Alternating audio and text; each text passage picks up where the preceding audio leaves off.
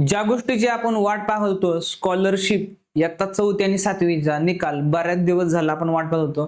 तर लागलेला आहे. निकाल कसा पाहायचा, निकाल डाउनलोड कसा करायचा, निकालामध्ये आपल्या कोणकोणत्या गोष्टी चेक करायच्या, आजच्या व्हिडिओमध्ये आपण पाहूया. तर आपल्या मोबाईलमध्ये आपल्याला MSc असं टाइप करायचं. MSc ही जी वेबसाईट आहे याच्यावरून आपल्याला निकाल पाहता येणार आहे. MSc पुणेवर क्लिक केल्यानंतर वेबसाईट मध्ये दिसते आपल्याला इयत्ता 4थी आणि 7वी इथं क्लिक करायचंय. तर इयत्ता 4थी आणि 7वीच्या ह्या पेजवर आपल्याला दिसते या ठिकाणी अंतर निकाल विद्यार्थ्यांसाठी, या ठिकाणी क्लिक करायचं. इथे क्लिक केल्यानंतर आपल्याला इथे सीट नंबर आणि मदर नेम टाकायचंय, सबमिट करायचे. तो अशा प्रकारे विद्यार्थ्याचा रिझल्ट आपल्या समोर येणार आहे. रिझल्ट मध्ये आपल्याला पाहायचे लक्षात मार्क्स तर आपण पाहणारच आहे, पण लक्षात जन्मतारीख, आरक्षण प्रवर्ग म्हणजे जी काय माहिती दिलेली आहे ती पण बरोबर आहे का, सगळ्या गोष्टी पाहायच्यात. त्याच्यानंतर या ठिकाणी रिझल्ट दिसतोय आपल्याला. तर जो काय पेपर होता, पेपर 1 मधले जे काय 2 प्रश्न होते ते वगळण्यात आले होते. म्हणजे टोटल 148 गुणांचा दिसतोय आपल्याला आणि पेपर 2 150 गुणांचा. टोटल 298 मार्काची परीक्षा होती. त्याच्यामध्ये समजा आपल्या विद्यार्थ्याचे मार्क्स मिळाले तर समजा 212 मिळालेत आणि इथे विद्यार्थी पात्र आले. तर लक्षात घ्या विद्यार्थ्यांना 40% मार्क्स असं आपण म्हणूया. ज्यांना 40% मार्क्स आहेत ते पास आहेत, म्हणजे साधारण 60 गुण असं आपण म्हणूया. ऍक्च्युअली अशा प्रकारे त्या विद्यार्थी पास असं या ठिकाणी येणार लक्षात. तर या ठिकाणी पात्र आलेले जे विद्यार्थी आहेत ते पास आहेत. आता त्यांना स्कॉलरशिप मिळणार आहे का नाही ह्याचा जो काही रिझल्ट आहे की स्कॉलरशिप त्यांना मिळणार आहे का नाही हे अजून पुढे आपल्याला समजणार आहे. की ते स्कॉलरशिपची जी यादी असते त्याच्यामध्ये आपला नंबर लागतोय का नाही हे समजणार आहे. तर अशा प्रकारे हे डाउनलोड करता येणार आहे. याच्यामध्ये 2 प्रश्न वगळल्यामुळे ज्यांना 39% आहे ते सुद्धा विद्यार्थ्यांना या ठिकाणी पात्र किंवा पास केलेलं आहे.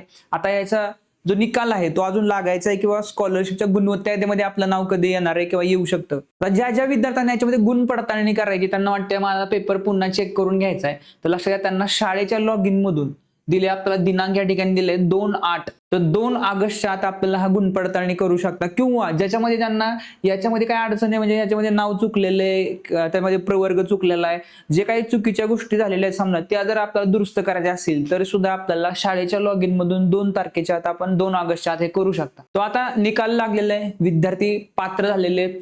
आता त्याच्यामध्ये स्कॉलरशिप त्यांना मिळेल का नाही लक्षात. जे विद्यार्थी साधारण 200च्या आसपास 200च्या पुढे त्यांना मोस्टली स्कॉलरशिप मिळून राहणार आहे.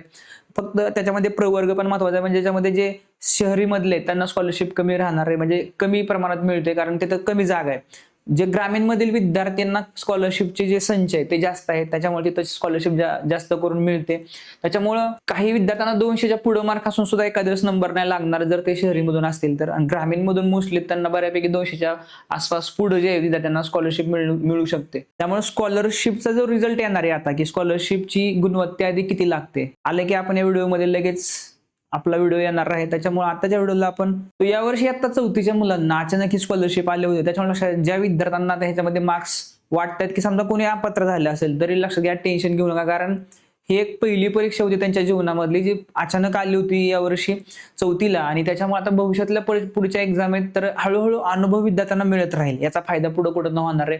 त्यामुळे जे 4थीला विद्यार्थी यावर्षी आहेत त्यांनी चांगला प्रयत्न केलेला आहे किंवा थोडेफार कमी मार्क पडले असेल स्कॉलरशिप मध्ये तर निराश होऊ नका, कारण 5वीला आता इयत्ता 5वीला नवोदय विद्यालयाची ही परीक्षा आहे. नवोदय विद्यालयाची परीक्षा येणाऱ्या 28 नोव्हेंबरला आहे. त्याचा फॉर्म भरण्याची लास्ट डेट तर आपल्या युट्यूब चॅनलमध्ये एक लेटेस्ट व्हिडिओ आहे, त्याच्यामध्ये फॉर्म कसा भरायचा डिटेलमध्ये हे सगळं दिलेलं आहे. आणि फॉर्म भरताना जर काय अडचण आली तर तुम्ही कमेंट करा तिथं.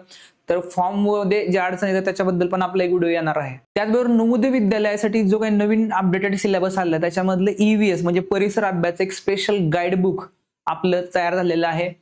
ते आपण प्री बुक करू शकता, म्हणजे आपल्याला येणाऱ्या आठवड्यामध्ये आपल्याला हे मिळून जाणार आहे. याची माहिती आपल्याला या नंबरवरती व्हॉट्सअपमध्ये मिळून जाईल.